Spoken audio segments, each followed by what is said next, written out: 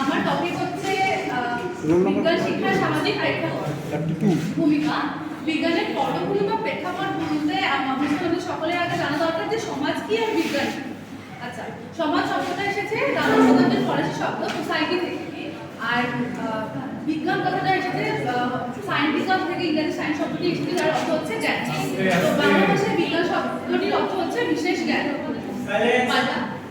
আচ্ছা, সমাজ জীবনে বিজ্ঞানের দৈনন্দিন জীবনে সমাজের সমাজে বিজ্ঞানের গুরুত্ব অপরিসীম। আমাদের বহু বছর ধরে হাজার হাজার বছর ধরে মানুষ সভ্য জগতে পরিণত হয়েছে।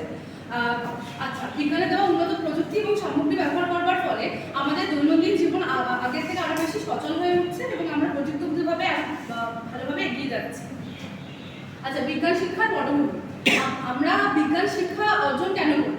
বিজ্ঞান শিক্ষার পটভূমির জন্য যেরকম একটা ভালো ফসল উৎপাদন করবার জন্য ক্ষেত্রকে প্রস্তুত করে নেওয়া প্রয়োজন, তেমনি কোনো আমাদের সমাজে বিজ্ঞানকে সুন্দরভাবে অ্যাপ্লাই করবার জন্য বা প্রয়োগ করবার জন্য আমাদের বিজ্ঞান শিক্ষা সম্পর্কে জানা প্রয়োজন। আচ্ছা, বিজ্ঞান শিক্ষার প্রয়োজনে সামাজিক প্রতিবন্ধকতা। আমাদের সমাজ আগের থেকে ধীরে ধীরে গ্র্যাজুয়ালি আমাদের সমাজ আগে থেকে এগিয়ে চলছে। আমাদের মধ্যে যুক্তি নির্ভর এবং চিন্তা করবার ক্ষমতা আগের থেকে বেড়েছে, কিন্তু তা সত্ত্বেও আমাদের এখনো অবধি সমাজের কুসংস্কার, নানা রকম রাজনৈতিক কিছু ধর্মীয় কুসংস্কারের বেড়াজাল থেকে আমরা এখনো বেরোতে পারিনি। তাছাড়া আমরা এখনো সমাজের কিছু কিছু প্রান্তীয় জায়গায় যেখানে সূর্যগ্রহণ চন্দ্রগ্রহণের মতো জিনিসগুলোকেও এখনো কুসংস্কারের দৃষ্টিভঙ্গিতে দেখা হয়। এছাড়া রাজনৈতিক যে নেতারা, যারা আমাদের সমাজের আদর্শ হিসাবে যাদেরকে আমরা মনে করি, তারা নিজেদের স্বার্থ সিদ্ধির জন্য অনেক ক্ষেত্রে কুসংস্কার এবং বৈজ্ঞানিক দৃষ্টিভঙ্গিগুলোকে সরিয়ে এই পুরানো ধ্যান ধারণাগুলোকেই এগিয়ে নিয়ে চলছে। এছাড়া সতীদাহ প্রথা, বাল্য বিবাহ, বিড়ালের রাস্তা কেটে যাওয়া, এই সমস্ত নানা রকম বিষয় এগুলো এখনো আমাদের সমাজ থেকে আমরা দূরীভূত করতে পারিনি, যার ফলে আমরা এখনো সমানভাবে এগিয়ে চলতে পারছি না। আচ্ছা, হয়ে গেছে স্যার, এগুলো আমি সব একসাথে বলেছি, হ্যাঁ, কনটেক্সটে বলেছি। এছাড়া সোশ্যাল মিডিয়ার অপব্যবহার, যেরকম বিজ্ঞান উন্নত হওয়ার সাথে সাথে আমাদের প্রযুক্তি উন্নত হচ্ছে এবং তার ফলে আমরা ফেসবুক, হোয়াটসঅ্যাপ, নানা রকম সোশ্যাল মিডিয়ার ব্যবহার করতে শিখেছি এবং সেখানে কোনো একটা ভুয়ো বা ভুল তথ্য যদি আগুনের মতো ছড়িয়ে যায়, তখন মানুষের মধ্যে কি হচ্ছে, নানা রকম ভুল এবং ভ্রান্ত ধারণা তৈরি হচ্ছে।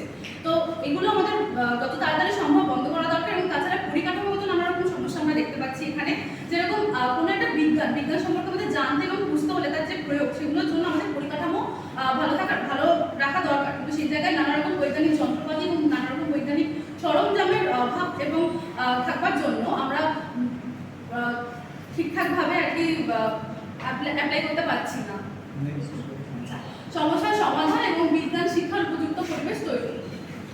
আচ্ছা, এই যে আমাদের বিজ্ঞান মনস্ক চিন্তা ভাবনা, এটাকে যদি আমরা আরো এগিয়ে নিয়ে যেতে চাই, তার জন্য আমাদের একদম একটা সুস্থ পরিবেশ তৈরি করতে হবে। এছাড়া নানা রকম মেলা, উৎসব, পার্বণ, এই সমস্ত মধ্য দিয়ে আমাদের বিজ্ঞান যুক্তি এই সমস্ত সম্পর্কে শিক্ষা দিতে হবে ছাত্রছাত্রী এবং নানা রকম মানুষজনকে, যারা এই সমস্ত সম্পর্কে সবকিছু জানে না।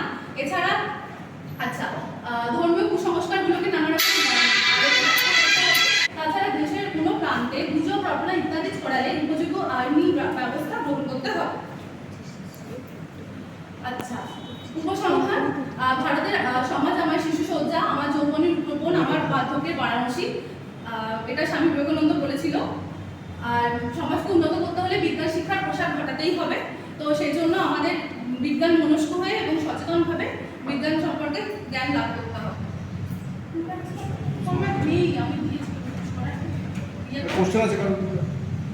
উপসংহারের আগে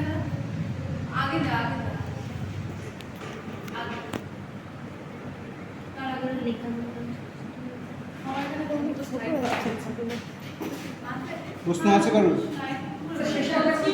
কিন্তু আমার একটা প্রশ্ন, তুমি বিজ্ঞান আর স্পিরিচুয়াল কাকে দিয়ে